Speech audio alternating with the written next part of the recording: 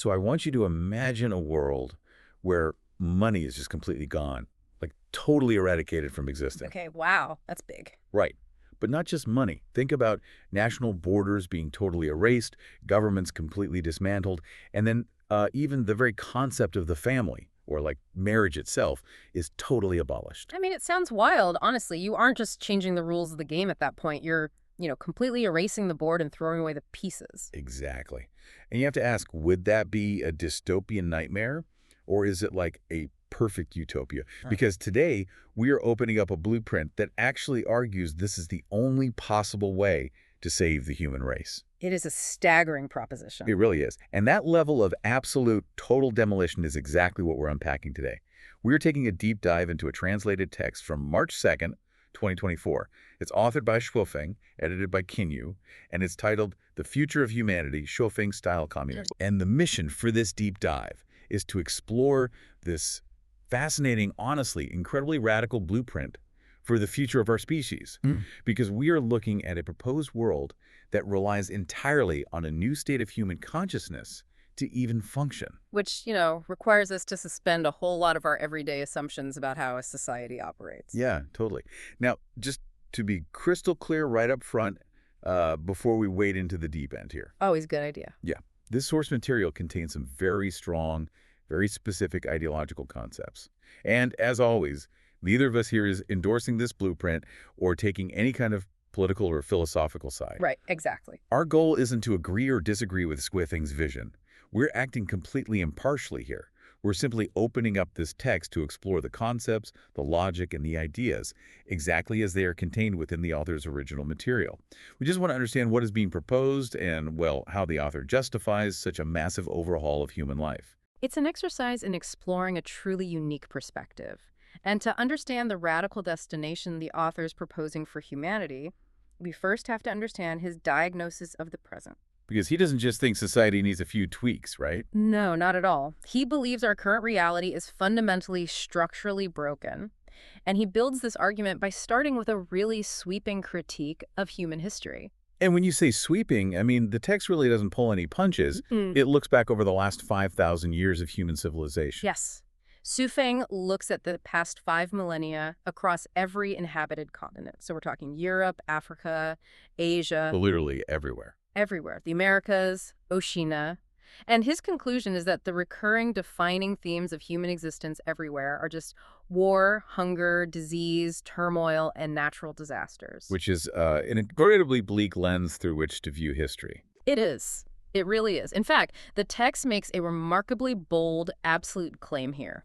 The author states that in all of that history, across all of those continents, no nation and no individual has ever lived a life filled with true joy, happiness, freedom, and bliss. Wait, never. Like, no one. That is the claim. Human suffering, in his view, is the only universal constant.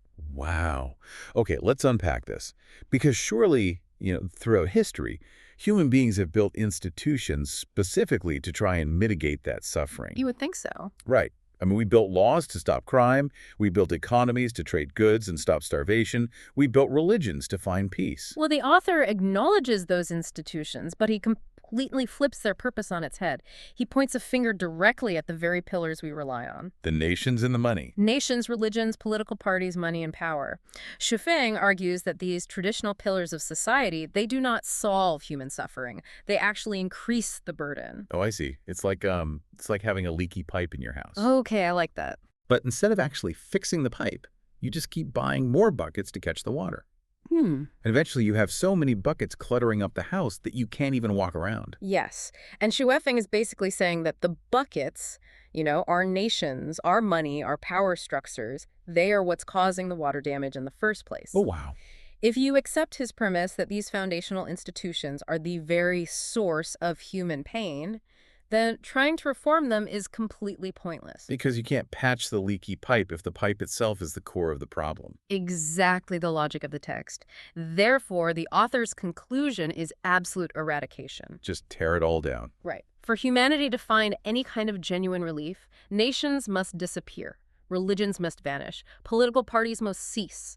Money must be eliminated and power structures must be entirely dissolved. Which, for you listening, probably sounds completely terrifying. I mean, stripping away every single pillar of society all at once sounds like a recipe for immediate apocalyptic chaos. It does sound like a disaster waiting to happen. Right, the natural follow-up question has to be, if we destroy all the guardrails, don't we just return to the Stone Age? It's the most obvious counterargument. Anyone looking at this blueprint would assume that without laws or police, society degrades into warlords and tribalism. Yeah, Mad Max style. Exactly. But the author anticipates this directly. He asks whether humanity will revert to a primitive era, to tribal times, or to city-states if we lose these structures. And his answer is a resounding no. Well, I have to push back on that. Because Yeah? how does he justify that no? If you remove money and laws, isn't basic human nature going to just force us back into tribal warfare? He doesn't think so. But, I mean, the strongest person with the biggest stick just takes over, Yeah. right? Does technology or wishful thinking really override basic human greed? The text argues that it's not just technology, it's a fundamental shift in our species. According to Su Feng, humanity has evolved. Evolve how, exactly? Well, he says our overall cognitive level has risen significantly over those 5,000 years. Technology has advanced, yes, but more importantly, our thinking has become more dynamic. Our knowledge and wisdom have reached unprecedented heights. Okay, so we're smarter. More than just smarter. He argues we simply aren't the same species, cognitively speaking, that we were thousands of years ago. Because of that evolution, people do not want to go backwards. I don't know if I buy that entirely. I mean, a smartphone or a faster internet connection doesn't necessarily make someone less greedy or less prone to wanting power. That's a fair point. How does Wei Feng illustrate this cognitive leap?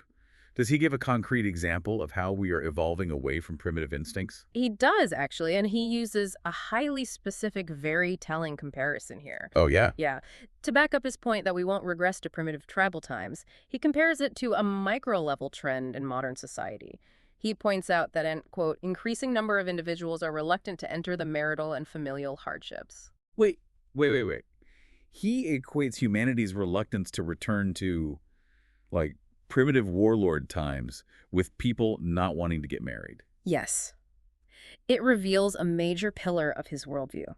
That is wild. He isn't just targeting macroeconomic structures like money and state power. He is equally focused on the microstructures of daily human life. He views traditional family and marriage structures not as sources of comfort or emotional stability, but as obsolete hardships. That is a massive paradigm shift.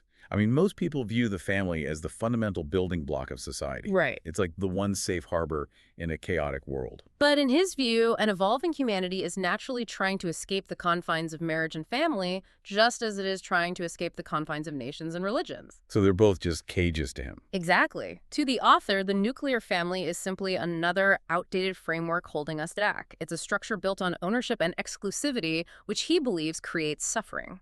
Okay, so if the author is so convinced we won't regress and we are systematically abandoning all these old systems, The nations, money, family. right, all of it, he must have immense faith in what replaces the state because, nature abhors a vacuum. What exactly is filling that massive void? The text introduces what it calls the Lifechanyuan era. Lifechanyuan era. Yeah. It's also referred to interchangeably throughout the blueprint as Zhofeng-style communism, or the kingdom of the greatest creator. Okay, so let's get into the mechanics of this.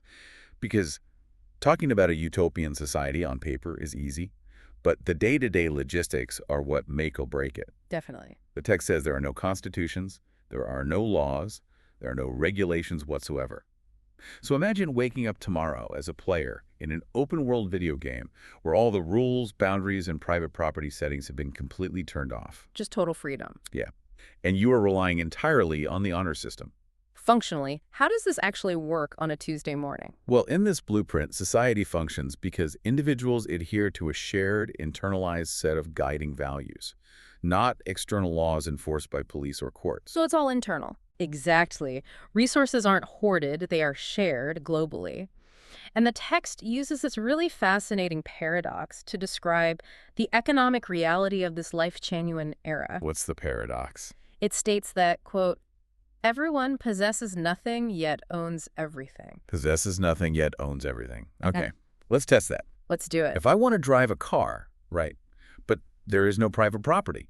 Do I just walk outside and take the nearest one parked on the street? According to the logic of the text, yes. Really? Yeah. The car isn't yours, but it is an available resource for your use. There is a complete end to private hoarding.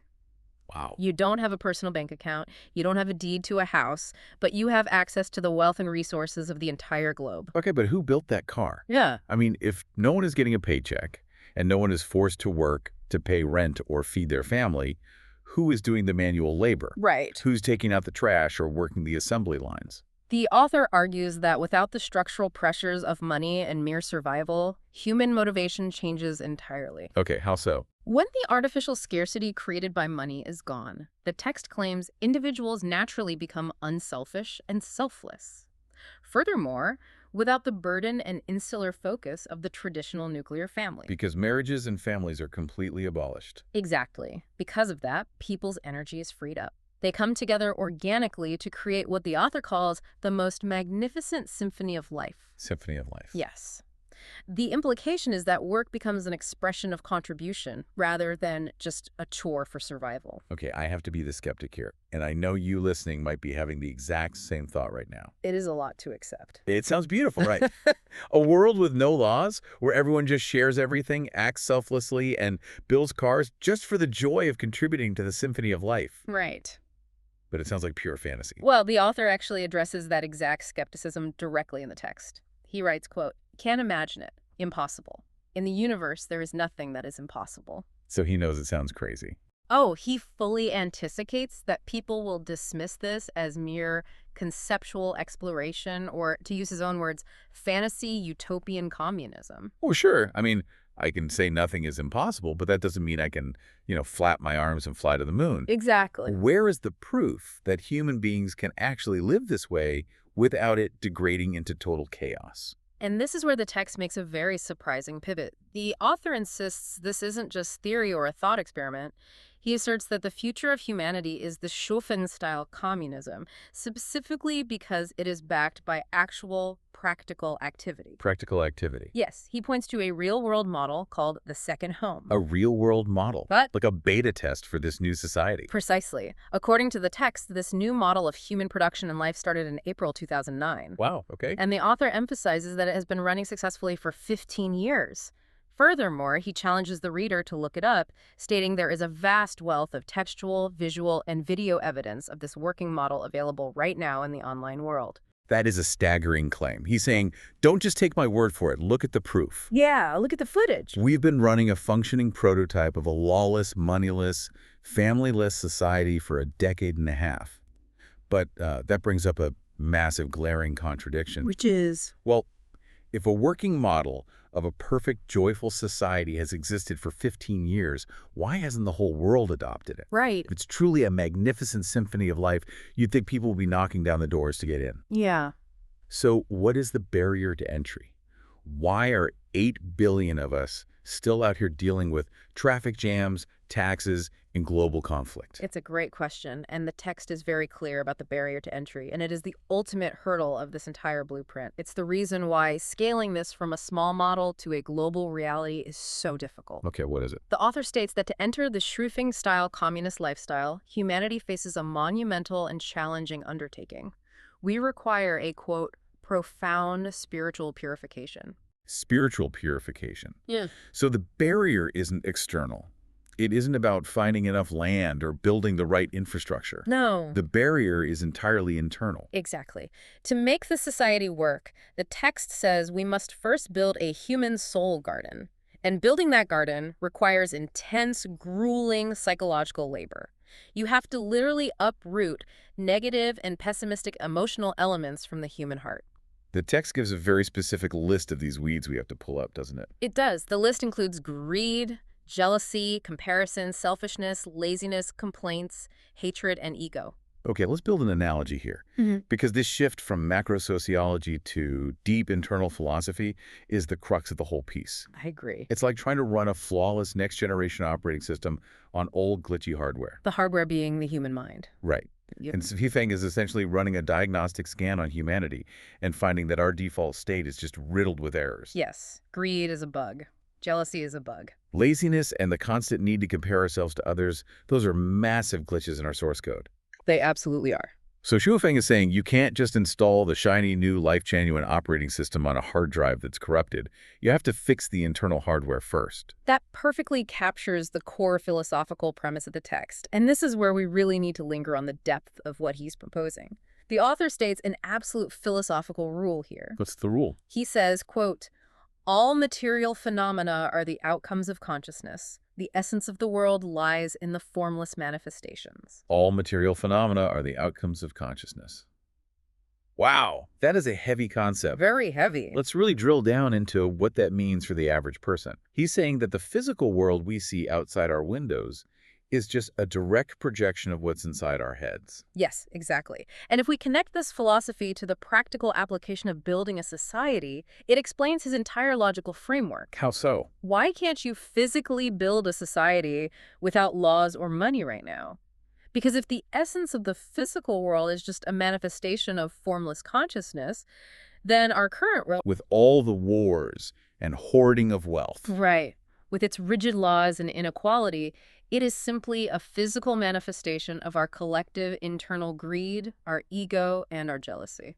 So the external institutions we rely on, like the police, the banks, the borders, they're just physical reflections of our internal flaws. Which means you cannot eliminate the external laws until human consciousness is entirely purged of the internal greed that made those laws necessary in the first place. Oh, I see. You can't just pass a law to end money. You have to end the desire to hoard within the human soul first. That is a profoundly radical pivot. I mean, for the first half of the text, it sounded like he was blaming governments and money for 5,000 years of suffering. Right, the external bucket. Exactly. But by the end, he's actually placing the responsibility squarely on the individual. The heavy lifting isn't tearing down the government. The heavy lifting is tearing down your own ego. Yes, it places the burden of global change entirely on personal spiritual transformation. The construction of the internal human soul garden has to happen before the external second home can become the only home for humanity. Makes sense. If your consciousness is still focused on comparison and complaint, you are fundamentally incompatible with the Lifechanyuan era. Wow. This has been an absolutely massive journey we've gone on today. I mean, we started by looking at a sweeping diagnosis of a completely broken world. 5,000 years of human suffering caused, allegedly, by the very institutions we thought were holding us together. It's a lot to process. It really is. We explored the radical, institution-free vision of the Lifechanyuan era, where humanity shares everything globally without laws, without money, and even without the traditional bounds of marriage. We debated the mechanics of how a society possesses nothing yet owns everything. And we ended on the incredibly heavy philosophical requirement of uprooting our own inner flaws to make any of it possible. Right. And for you listening, whether you completely disagree with the idea of dismantling human society, or whether you find parts of this vision deeply inspiring, this text does something undeniably powerful. It forces introspection. Exactly. It forces you to evaluate the unseen systems in your own life. It asks you to look at those inner bugs, things like the constant need for comparison, everyday complaints, quiet jealousies, and subtle selfishness, and question whether those internal glitches are secretly dragging down your own reality. It is a profound challenge to personal accountability. And as we wrap up, I want to leave you with one final thought to mull over, building directly on the logic we've explored from Shuofeng's text. Let's hear it. He argues that all material phenomena are the outcomes of consciousness. If that is truly the case, then the 5,000 years of war, hunger, and turmoil he describes aren't just tragic historical accidents or failures of government. They're reflections. Exactly. They are an exact, unflinching mirror of the collective human soul.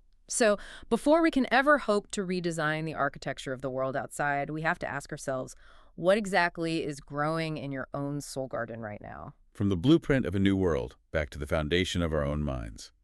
Thanks for taking this deep dive with us.